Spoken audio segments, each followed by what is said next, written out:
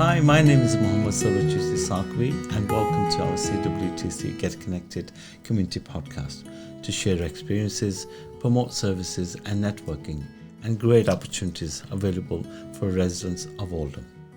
As you know, diabetes can be a lifelong condition that causes your blood sugar levels to become too high. New analysis released by Diabetes UK shows that the number of people diagnosed with diabetes in Oldham has increased from 16,019 to 16,614 since last year. In addition, there are almost 1 million more people living with type 2 diabetes in UK who don't know if they have the condition because they haven't been diagnosed yet. To help us to understand what people need to do to understand the condition and treatments, we welcome Barry Cassidy at our CWTC podcast studio. He's a professional person with lots of other conditions and who has knowledge on diabetes. Barry, welcome to the studio. Good afternoon, young man. Assalamu alaikum. Oh, welcome, sir. I was diagnosed with diabetes in 1998, so I've little experience of it. I've given diabetes awareness talks to over 2,500 people face to face. Excellent. But obviously now I'm delighted to have the opportunity to do something on a podcast. Welcome. Well, And I think people need to know a lot more about you than just a lecturer on different topics. Tell us about yourself. Okay, by profession I'm an energy manager. Okay. I don't mean a broker. I've just come back from Bournemouth where I spent 2 days roaming around some concrete plants looking at how much they're used in terms of energy and figuring out ways they could use less. Brilliant. I'm also a qualified asbestos surveyor, so I spend a lot of time going around buildings looking for asbestos. People often get scared about asbestos. Like most things, you learn about it, you manage it. So don't be afraid of don't be afraid of asbestos. But that's what I do professionally. But the rest of the time I'm chairman of the Anglo West Indian Club. Okay. I'm chairman of the MERS Charity Committee. There must be something else I'm chairman. Oh, the Oldham Diabetes Volunteer Support Group. Brilliant. Serving the community with your great knowledge and experience. The community is there to be served. We're all in this together. Absolutely. Brilliant. Because we're talking about diabetes, tell us what is diabetes and what types of diabetes are there? Diabetes is the body's inability to handle sugars. And I don't just mean the stuff you put in your tea. Sure. When we eat something or drink something, the sugars, the carbohydrates, if you like, that are in our food and drink are released into our bloodstream. And what happens is that is meant to be put into the muscles, the nerves, the brain to be used as fuel. There are two main types of diabetes. There's probably about 46 different types of diabetes. Really? But the main two are type 1 and type 2. Type 1, which affects about 10% of people with diabetes, is where the body doesn't produce any insulin at all. And insulin's a hormone that puts the glucose out of our system, the carbohydrates, into the system. If you have type 1 diabetes, you have no insulin, so you can't use the sugars properly. So you'll need insulin by injection to put it in the right place. Type 2 diabetes, which is what I have, means you've got some insulin and it doesn't work properly, or there's not enough, so you have to give it a boost. Type 1 diabetes generally develops in infancy or a fairly young age. Nobody really knows why, but the thing is that your own system attacks the pancreas, the thing that produces the insulin, so it doesn't work. In type 2 diabetes, generally it's a lifestyle issue, but it can be more generated by people from Afro-Caribbean communities, South Asian communities, people who eat irregularly, people who have people on shift work, people who have odd patterns of operation in their life, because they tend to have meals that are rushed and convenience foods that just don't do them any good. And sometimes they do say people over 40 can develop it more quickly. Yes. Is that right? Yeah. I think that's generally because when we're at school, we generally take exercise, and then after we leave school, we we don't do very become much. lazy. We don't look after our body. What about pregnant women? Can they develop? Yes, pregnant ladies can develop gestational diabetes, and in many cases, if they develop gestational diabetes, it goes away once the child's born, but can return some years later. You did mention about the lifestyles, particularly of some of the ethnic groups. Yeah. But what causes diabetes, do you think? Can you develop on that more? I think it's just the more weight we put on, which is really partially the key. The more weight we have on, the more resistant the body is to absorbing all the goodness, and it just so the glucose just, for want of a better phrase, washes around the system, and then it can attach itself to the walls of our blood vessels, which can cause problems later in life. I mean, as you mentioned, obesity, excess of weight. What about being inactive? Because we talk about exercise all the time. Absolutely that. The body was made for exercise. That doesn't mean to say jogging or going to the gym. Simple walking. Yes. Swimming. Walk in the park. Walk in the park.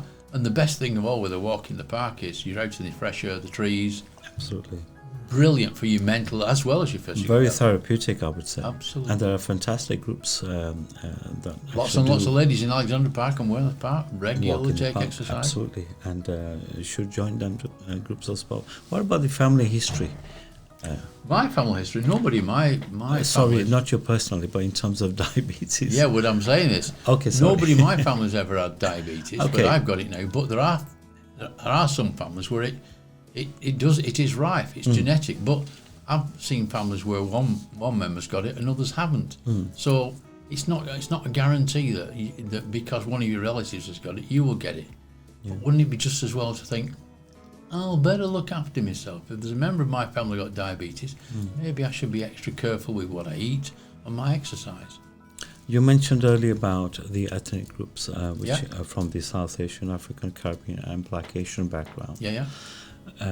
What is the tendency of developing diabetes with that certain group? It's a very high incidence in those particular groups. And it's there's theories put forward say that I think that going back into history, those ethnic groups maybe didn't have ready access to food on a regular basis. Okay. So when they got food, they ate it, and the idea was the system wasn't used to a regular supply of energy. It kind of took it when it could, which means that sugar levels go up and down. So and it's that's meant to be the theory. I don't think anybody's ever proved it, but it's quite a likely theory. All right, okay. Of course, the food intake we have and the oils that we use, particularly, is that helpful or not? I think the idea is that not everybody can exist on a diet of carrots. Food is to be enjoyed. The thing is, not too much of everything. Yeah. There's a thing called the food plate. But really, the basic thing is, if you concentrate on having grains, whole natural grains, the way people used to eat things, not a lot of the refined stuff now, they're dead easy to get, they're dead easy to eat. Refined foods tend to be more attractive to people with diabetes and to creating diabetes. Too much of fast food or too much of anything is not going to do your body any good, is it? Absolutely that. It's as wide a range of diet as you can possibly get. There's a theory that says eat the rainbow. Right. So if a typical English diet is white and green, so that's mashed potato and peas. But if you eat, all the various fruits, aubergines, all the different colours, as wide a variation as possible, and as many different cultural foods as possible. And some of these refined foods are not made for body. They might be fast and good to take, but they're not actually made for bodies, are they? No, people they're don't not. realise. They're made to make profits for the people that make them. Yeah. Do we know that? Okay, the signs and symptoms of diabetes, because it gets undiagnosed, people don't realise. Give us some of these signs and symptoms. Well, let me tell you first of all the classic signs that led to my diagnosis. I found that over time I was getting very thirsty. So I'd go and drink some juice. Yeah. And the next minute I'd go to the toilet. And then the next 10 minutes later I'd be thirsty again because I'd got rid of all the water. And it's a vicious cycle. Now, let's be honest, young man. Us lads don't like going to the doctors with problems in our trouser department.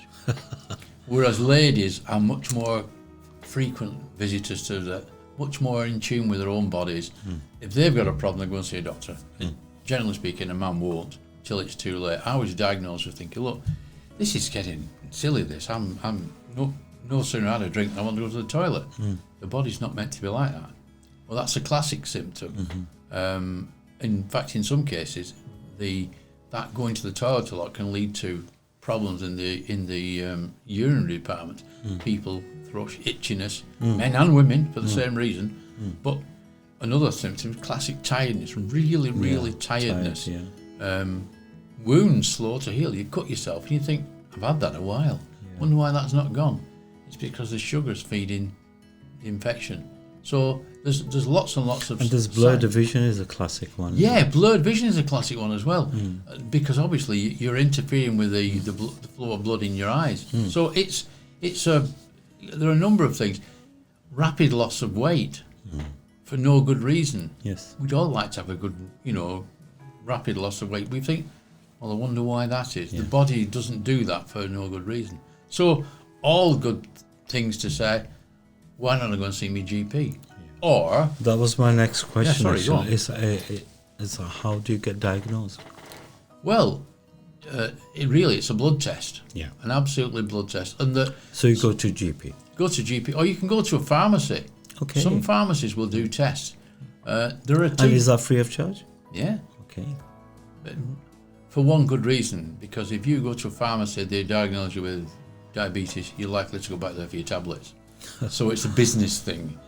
No bad sign that if you can get in somewhere. Sure. But the other thing is, there are two tests. One is an instantaneous test in the thumb, which would be a good guide. The other is a blood test from the arm, which is a test that looks at how your blood's gone over the last 3 months. Right.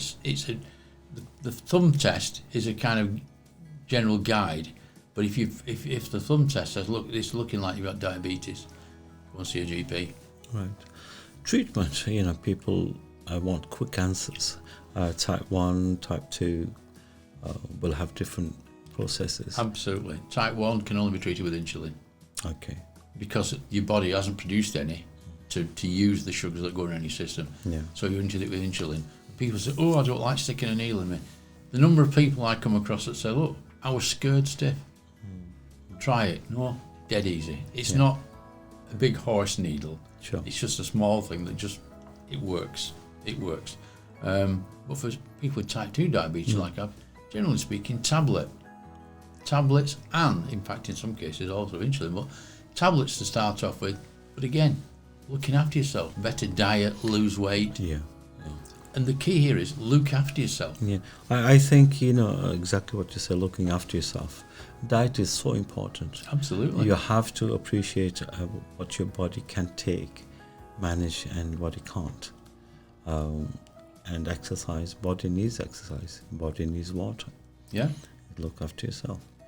And in terms of the diabetes, can it cause heart attack? Absolutely. As we were saying before, that if you've got sugar circulating in your system and you're not using it, it can clog the arteries up. Right. So increased risk of heart attack, stroke, blindness, because it's going to all small vessels. And if I can be adulterated, for gentlemen, problems in the trouser department, because it can interfere with the blood supply to one of your major organs. Yeah.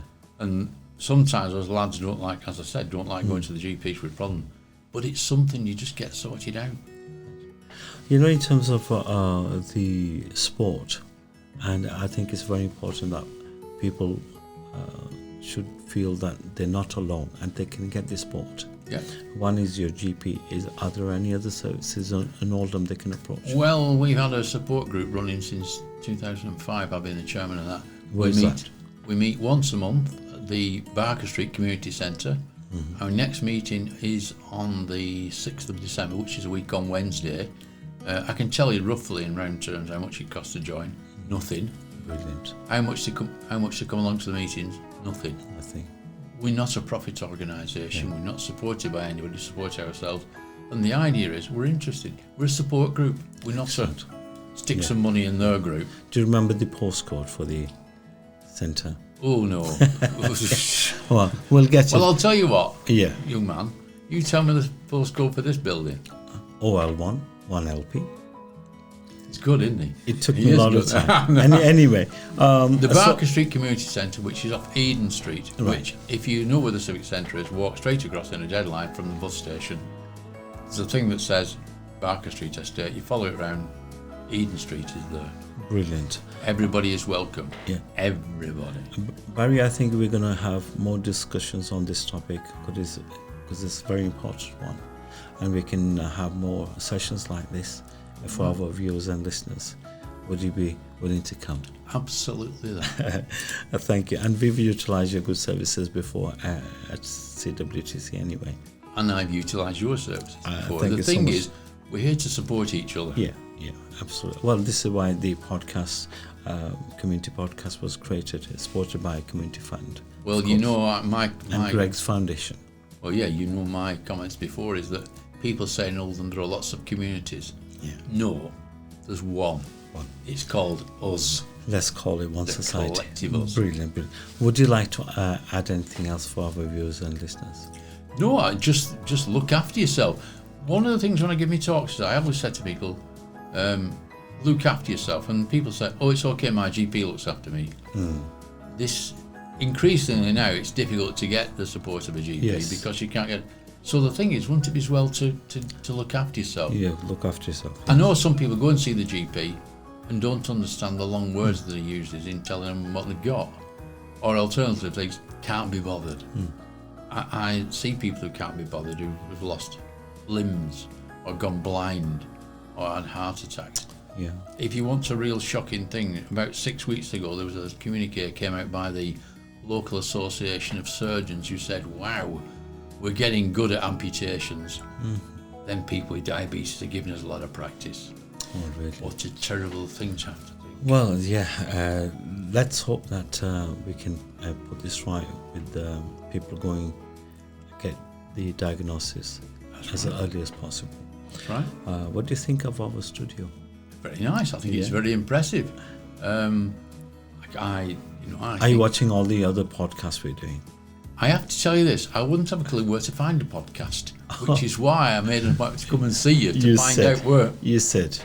Where do you find a podcast? No problem, we will help you. And hopefully you'll be able to do one yourself as well.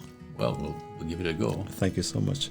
Well, I hope you had great information from Barry here. Please go and see your GP as early as possible. And the information that you can get on diabetes, we will put a tag at the end of the video where people can contact you. I'll find the postcode. And find the postcode. Thank you very much for listening. Look after yourself. God bless. Bye-bye.